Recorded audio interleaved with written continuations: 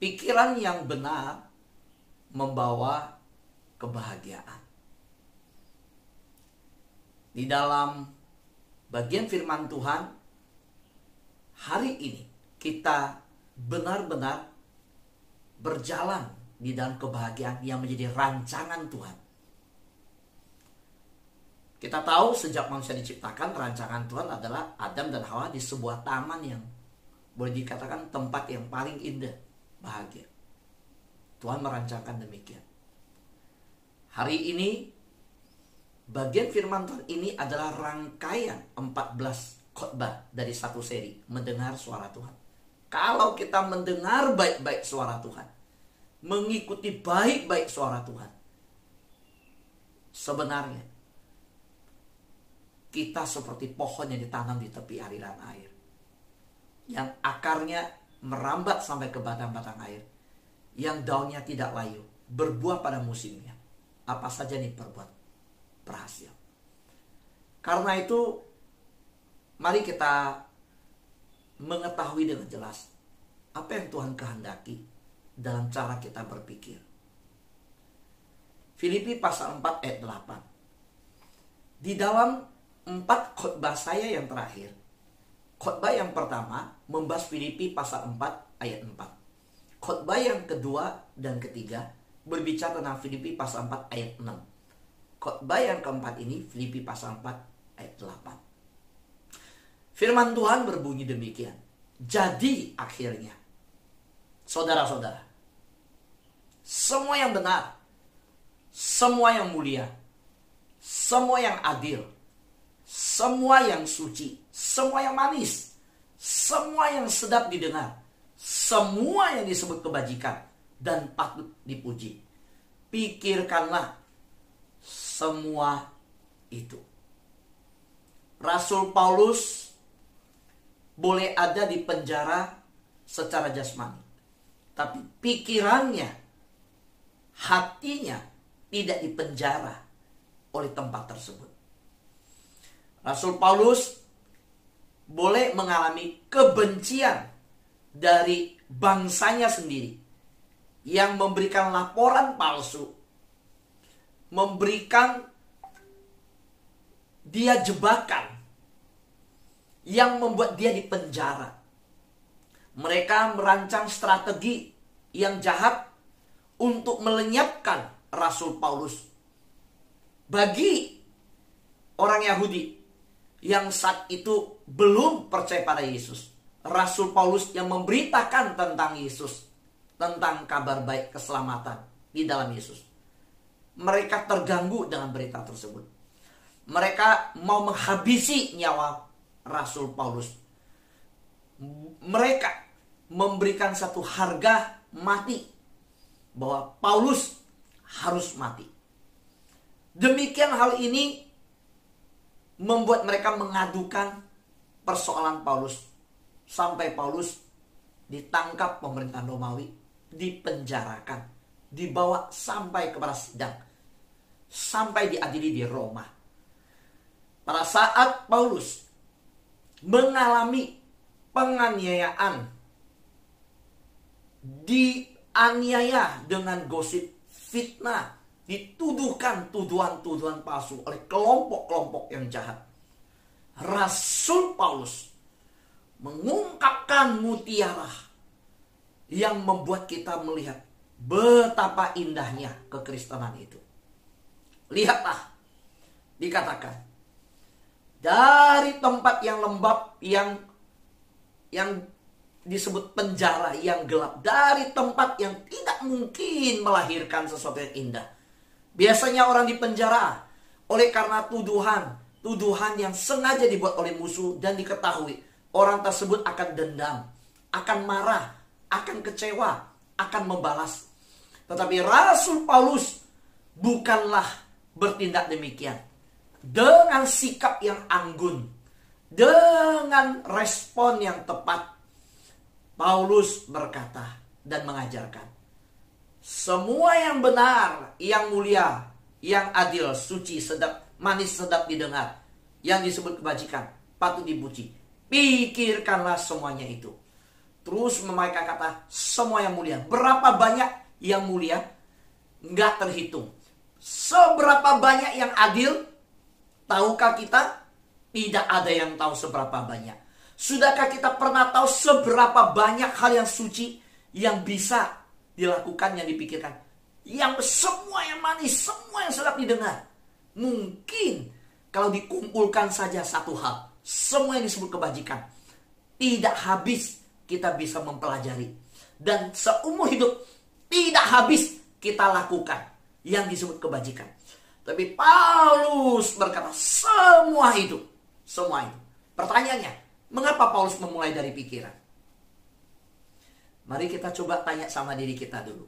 Apa yang mengisi pikiran saudara di waktu luang?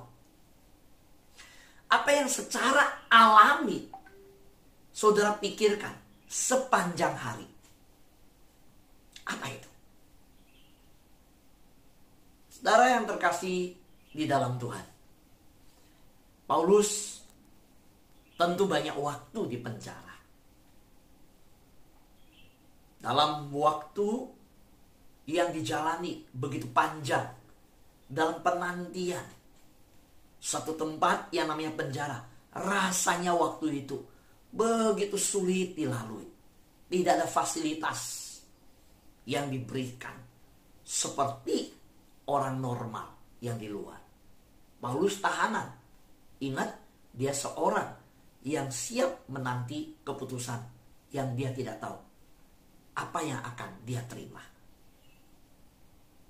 Tetapi saya percaya bahwa Rasul Paulus mengisi pikirannya dengan firman Tuhan, dengan berbicara kepada Tuhan dan juga mendengarkan tuntunan Tuhan.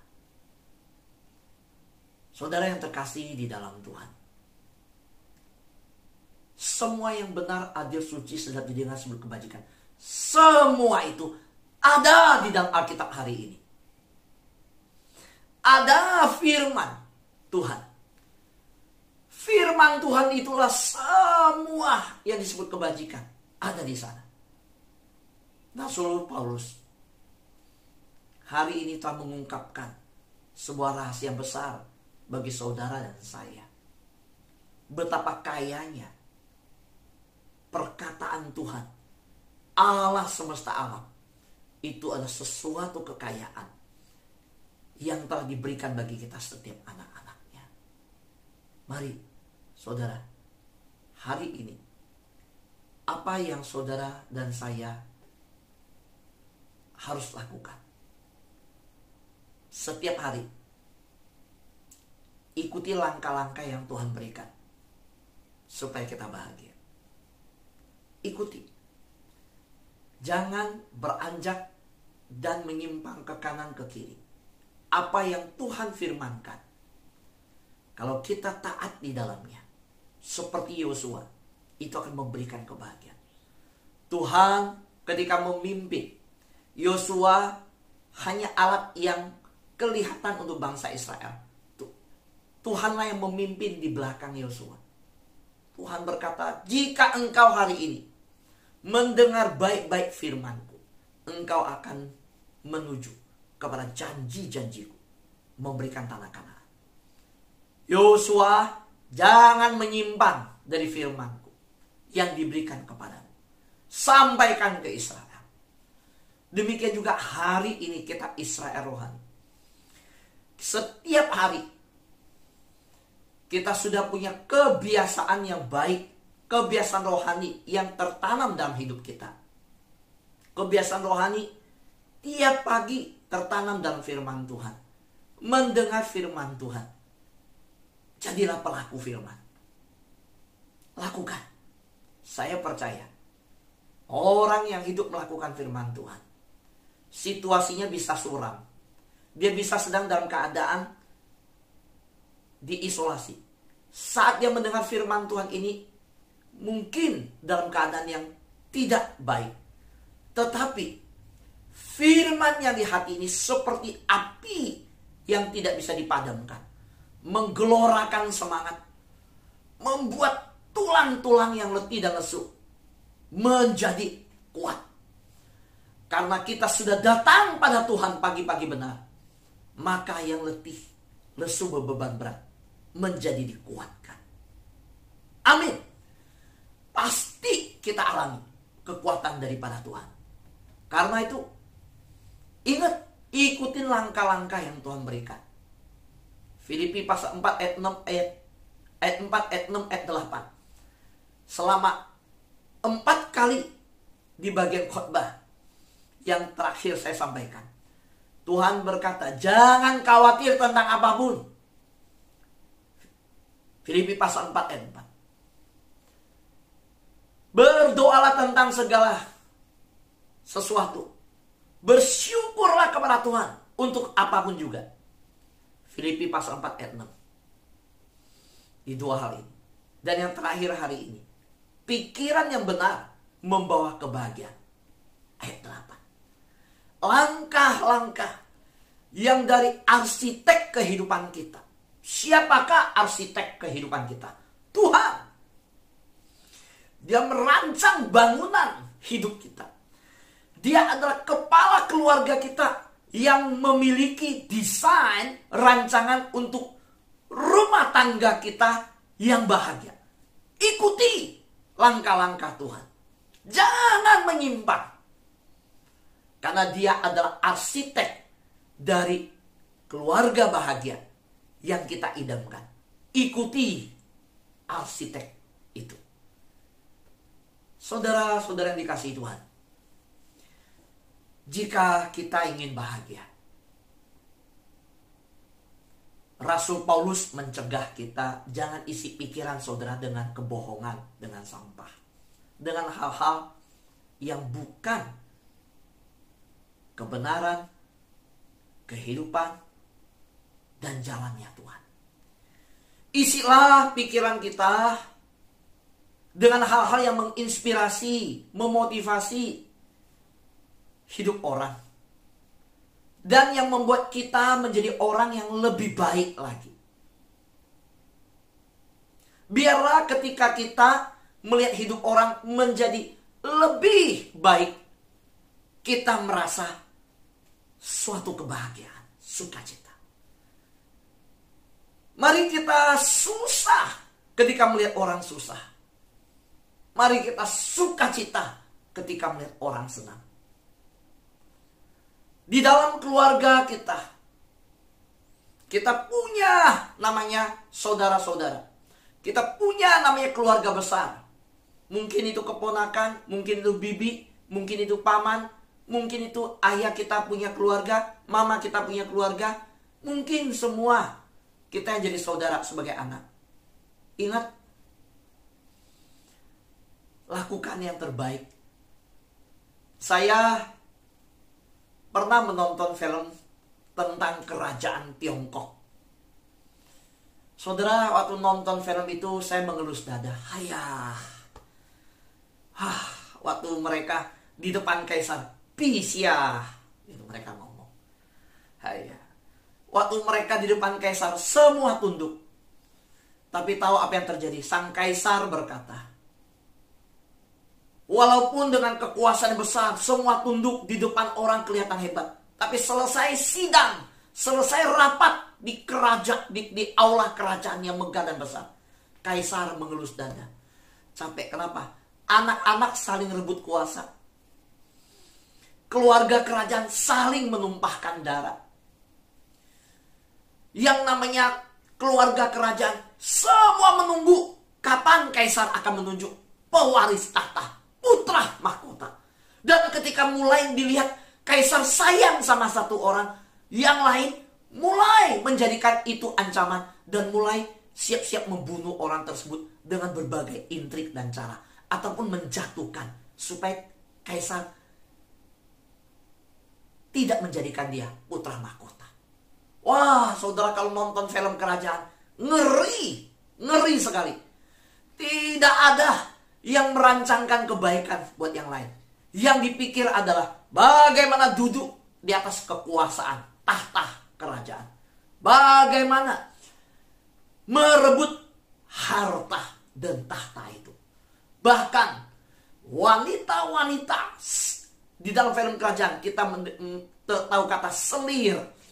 Itu pernikahan-pernikahan menjadi intrik politik, pernikahan politik. Saudara yang terkasih di dalam Tuhan, apakah itu terjadi di keluarga kita?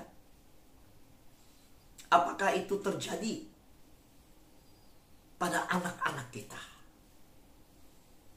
Bagaimana itu? Apakah terjadi di keluarga besar kita? Hari ini biarlah kita minta Tuhan tolong pikiran yang seperti di Filipi pasal 4 ayat 8 mengisi anak-anak kita. Pikiran yang sedemikian ada dalam diri kita, ada pada orang-orang sekitar kita. Ketika komunitas kita mengalami pikiran seperti ayat 8, saya percaya kita menjadi komunitas yang paling bahagia. Haleluya. Amin. Itulah yang Tuhan kehendaki. Mari kita melihat Mazmur 101 ayat 3 yang mengajarkan kita bersama-sama. Tiada kutaruh di depan mataku perkara dursila. Perbuatan murtad aku benci. Itu takkan melekat padaku. Saudara, orang yang melekat kepada Tuhan seperti Mazmur 91, seperti Mazmur 63 adalah orang yang tidak melekat kepada perbuatan perkara dursila, perbuatan murtad, dan hal-hal jahat lainnya. Anak-anak Tuhan ada dua pilihan. Setia kepada Bapa yang baik, atau akhirnya termakan akan bapa segala pendusta. Saudara, Yesus berkata ada dua bapa dari pilihan manusia. Bapa yang baik, Bapa surgawi, atau Bapa segala pendusta. Kita tahu yang dimaksud Yesus siapa Bapa segala pendusta. Pemazmur berkata, tiada kutaruh di depan mataku. Di dalam terjemahan bahasa lain, tidak pernah ada terbersit dalam pikiran. Bagaimana muncul kata depan mata itu adalah sesuatu yang di depan, di dalam pikiran. Sesuatu yang namanya dursila. Dursila itu sesuatu yang tak pantas. Jadi pikiran ini ada yang tidak pantas lewat. Pikiran kita adalah medan pertempuran. Iblis senang bermain di sana. Saudara, kualitas hidup kita, kualitas hidup saudara ditentukan oleh kualitas pikiran saudara. Saya ulangi. Kualitas hidup saudara ditentukan kualitas pikiran saudara. Kalau setiap hari kita mengisi dengan kekhawatiran, kita mengisi mungkin itu khawatir bibi kita ngomongin kita yang jelek, ini bicara kita khawatir tentang hari esok apa yang dimakan, apa yang dipakai, kita khawatir tentang masa depan, kita khawatir. Di dalam pikiran itu akan membunuh jiwa kita, diri kita. Kita mau mengisi dengan apa? Tuhan menciptakan alam semesta yang begitu indah, begitu bagus. Bahkan mungkin rumah kita begitu indah. Sudah suami kita dandani, kita dikasih uang, nikmati. Renovasi rumah, ayo lakukan. Beli TV yang bagus. Tapi jangan-jangan ketika kita diajak suami pergi ke Bandung, suami kita berikan TV yang bagus, kita gak bisa nikmati pemandangan di Bandung. Kita gak bisa nikmatin di rumah kita yang udah begitu indah. Karena pikiran kita tertutup dari keindahan itu. Kita terlalu khawatir dengan segala hal yang buruk. Saudaraku yang terkasih dalam Tuhan, yuk hari ini kita mengikuti langkah-langkah Tuhan. Satu hal yang dalam khotbah sharing firman hari ini, seri yang ke-14 ini, saya ingin mengajak saudara, yuk menjaga pikiran pada hal-hal yang benar. Caranya gimana? Satu hal yang praktis. Ya, Jangan bersikap kritis di dalam hal menjatuhkan orang. Hindari itu. Kalau kita pintar, kita kritis, itu bagus.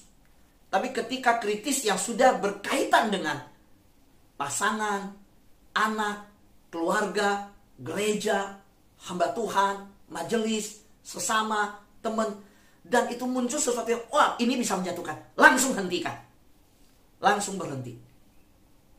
Stop itu. Cara menimbang perkaranya itu, ini menjatuhkan, Pak. Kalau jatuhkan, langsung berhenti. Berarti itu nggak baik. Jangan pernah pikirkan lagi. Saudara akan bahagia. Karena kalau enggak, iblis pintar sekali untuk membuat kita kehilangan kebahagiaan. Saya tidak mau saudara kehilangan kebahagiaan.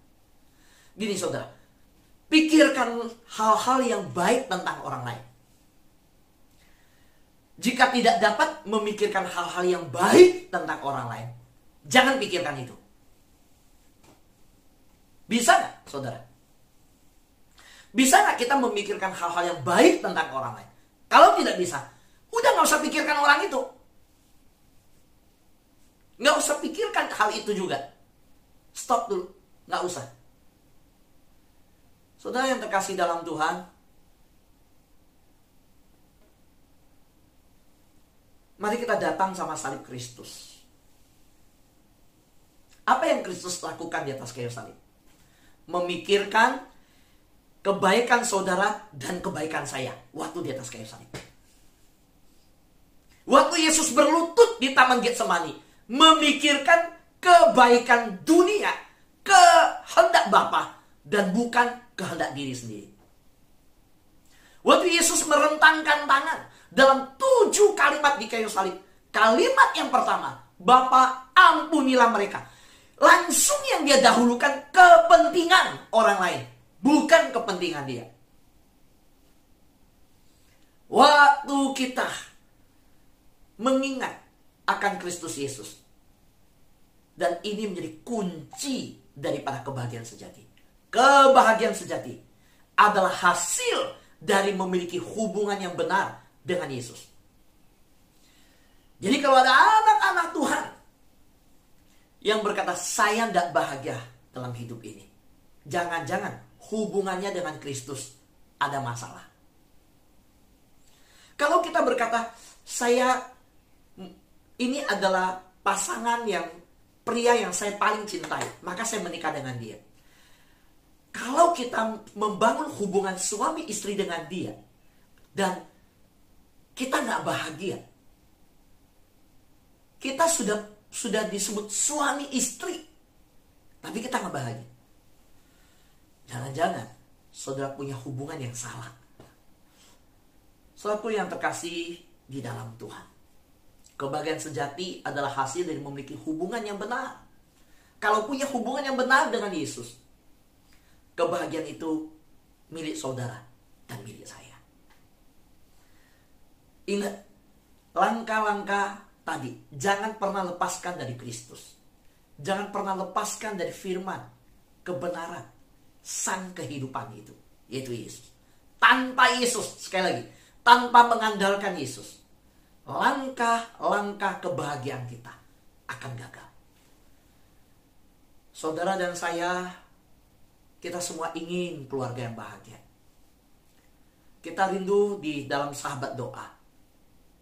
Ini adalah keluarga rohani, the blessed family. Keluarga yang diberkati. Bagaimana ini menjadi keluarga yang diberkati? Bagaimana sahabat doa menjadi keluarga yang diberkati dan yang bahagia? Dimulai dari kita, bukan mencari kepentingan sendiri, tetapi mendahulukan kepentingan orang lain. Amin. Kristus tidak mempertahankan kesetaraannya dengan Allah sebagai milik yang harus dipertahankan, tetapi dia melepaskan semua. Dia merendahkan diri, turun ke dalam dunia dan jadi hamba. Saudara lihat, ketika Paulus mengajarkan Filipi pasal 4 ayat 6 ayat 4 ayat 6 ayat 8 yang kita pelajari, jangan lupa di dalam Filipi terkenal dengan satu tulisan Rasul Paulus, bahwa Yesus Kristus tidak mempertahankan kesetaraan dengan Allah sebagai sesuatu yang harus dipertahankan, tetapi mengosongkan diri dan menjadi hamba. Betul kan? Bahwa Yesus Kristus melakukan demi kepentingan kita. Praktekkan ini di keluarga kita. Kalau saudara melayani istri saudara dengan baik, apakah mungkin istri saudara tidak tunduk pada saudara? Kalau saudara begitu mengasihi istri saudara, apakah mungkin dia tidak tunduk pada saudara? Hai istri-istri, kalau engkau begitu menghormati suamimu, apakah mungkin suamimu tidak mengasihimu? Saudaraku yang terkasih dalam Tuhan, saya mengajak kita bersama-sama. Yuk, membangun sesuatu yang berfokus kepada hal yang benar. Sebuah hubungan bisa berubah. Pak, hubungan saya dengan suami saya sedang tidak baik, dengan pasangan saya tidak baik. Pak Fu, hubungan saya dengan mertua saya lagi tidak baik, dengan menantu saya lagi tidak baik. Hubungan saya dengan papa saya lagi tidak baik. Mari kita bersama-sama mengingat, sebuah hubungan bisa berubah menjadi bahagia jika berfokus kepada semua yang benar, semua yang mulia, semua yang adil, semua yang suci, semua yang manis, semua yang sedap didengar, semua yang disebut kebajikan, dan yang patut dipuji. Pikirkan semua itu. Hubungan kita yang renggang, yang jelek, yang retak, segala sesuatu itu akan dipulihkan oleh Tuhan. Mari mulai dari diri kita. Mari mulai pagi ini dengan hal yang baik. Karena Tuhan kita adalah Tuhan yang baik, yang menurunkan hujan bagi yang jahat dan yang baik, bagi memberikan matahari baik bagi yang jahat maupun yang baik. Karena itu, biarlah kita bersama-sama mengundang sahabat-sahabat kita. Siapapun boleh masuk Zoom ini, gak usah diundang. Kalau dia tahu silakan masuk. Biar kita sama-sama mengalami perjumpaan dengan Tuhan. Kalau kita setiap hari berjumpa dengan Tuhan dan kita berkata, Kau Bapakku yang baik, mengerti bahasa tetesan air mata, sungguh ku bangga Bapa punya Allah seperti Kau. Dia Allah yang baik, dan setiap hari kita sudah membangun hubungan dengan Allah yang baik. Bukankah kita akan berubah menjadi baik? Pertanyaan saya, kita sudah 1 tahun lebih, kita ke arah yang lebih baik atau ke arah yang sebaliknya? Mari kita check up rohani kita. Kita semakin berubah ke arah yang baik. Harusnya ketika setiap hari kita bersekutu dengan Bapa segala terang, kita semakin menjadi anak terang, bukan di dalam kegelapan. Kita akan semakin baik. Dan ini yang saya percaya, sahabat doa yang di Zoom dan yang di YouTube, kita sudah semakin berubah ke arah yang lebih baik. Mari hidupi itu terus. Amin. Tuhan berkati kita semua.